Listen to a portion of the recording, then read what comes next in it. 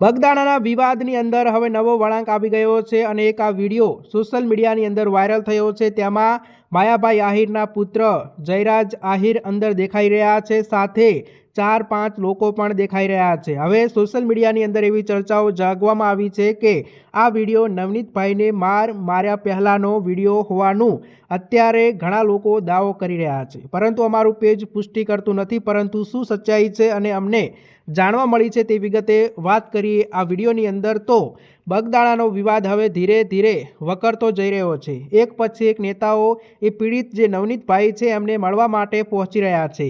આખો મુદ્દો હવે સામાજિક અને રાજનૈતિક બની ગયો છે, કારણ કે સમાજના આગેવાનો પણ ત્યાં આવે છે, નેતાઓ પણ ત્યાં આવે છે અને નવનીતભાઈને ન્યાય અપાવવાની વાત કરી રહ્યા છે। નવનીતભાઈને ન્યાય અપાવવાનો નવનીતભાઈનો જૂનો વિડીયો, એમના કરેલા આક્ષેપો એ બધાને ખબર છે કે જેના ઉપર આક્ષેપ થયા છે એ જયરાજ અને એમના પિતા માયાભાઈ આહિરની પ્રતિક્રિયા, આખી ઘટના અને જેટલા આક્ષેપો લાગ્યા છે એના પછી કોઈ ખાસ આવી નથી।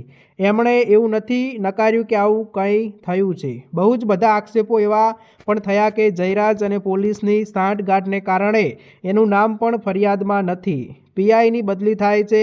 એક વિડીયો કથિત રીતના સોશિયલ મીડિયા ઉપર વાયરલ થઈ રહ્યો છે। એ વિડીયોમાં એક વ્યક્તિ જે છે વિડીયો બનાવી રહ્યો છે અને એમાં જયરાજ દેખાય છે, સાથે જ એમની સાથે 2 લોકો બેઠેલા છે અને એમાં એવું લખેલું છે કે નવનીતભાઈને જે તે સમયે મારવા માટે ગયા હતા એના પહેલાંનો આ વિડીયો છે।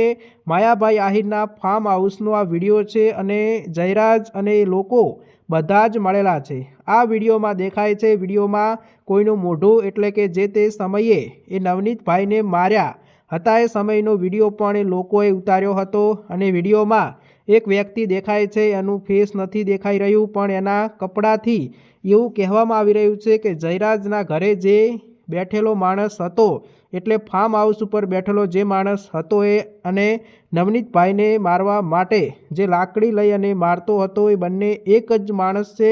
એના કપડાં સરખા દેખાઈ રહ્યા છે। આ વિડીયો અત્યારે પુષ્ટિ અમે નથી કરી રહ્યા, કારણ કે સોશિયલ મીડિયા ઉપર વાયરલ થઈ રહ્યો છે। કેટલો જૂનો છે કે હમણાંનો છે એ ખબર નથી, પણ પ્રશ્ન એ થાય છે કે જો જયરાજ સાથે આ બધા જ લોકોએ સમય ફાર્મ હાઉસમાં હતા તો જયરાજને જવાબ આપવો પડશે કે આની સાથે શું કનેક્શન છે। અને જો બીજા 4 લોકો જે છે, એટલે અત્યારે પોલીસે 4 લોકોને પકડી અને પછી એમનું રિકન્સ્ટ્રક્શન કર્યું। એમના 2 દિવસના રિમાન્ડ મંજૂર થયા છે। બાકીના લોકોને પકડી અને એમની પાસેથી શું માહિતી મળી છે, આ 2 દિવસના રિમાન્ડમાં શું માહિતી મળે છે એ પણ જોવાનું છે, કારણ કે હજુ સુધી જયરાજ આહિરનું નામ નથી આવ્યું અને જયરાજ આહિરનું નામ સતત નવનીતભાઈ લઈ રહ્યા છે, સાથે સમાજના લોકો લઈ રહ્યા છે અને એવું કહી રહ્યા છે કે બધા જ પોતાના બાપના પૈસે, અને બાપ કંઈક મોટા છે એના કારણે આટલી દાદાગીરી કરતા હોય તો અમે ચલાવી નહીં લઈએ।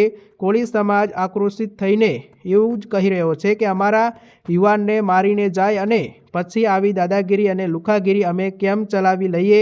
કાયદો અને વ્યવસ્થા છે અને કાયદા અને વ્યવસ્થાની રાય બધા જોડે સરખું કામ થવું જોઈએ। એટલે જો જયરાજે આવું કર્યું છે, આમાં સંડોવાયેલા છે, તો એની સામે કાર્યવાહી થવી જોઈએ। એ વાત ગઈકાલથી ઉઠી રહી છે। હવે પોલીસ આગળની કાર્યવાહી કેવી રીતના કરે છે અને જો વિડીયો સોશિયલ મીડિયા ઉપર છે તો પોલીસ સુધી પણ પહોંચ્યો હશે, પોલીસ પણ આગળ આમાં કઈ રીતના કાર્યવાહી કરે છે જોવાનું રહ્યું।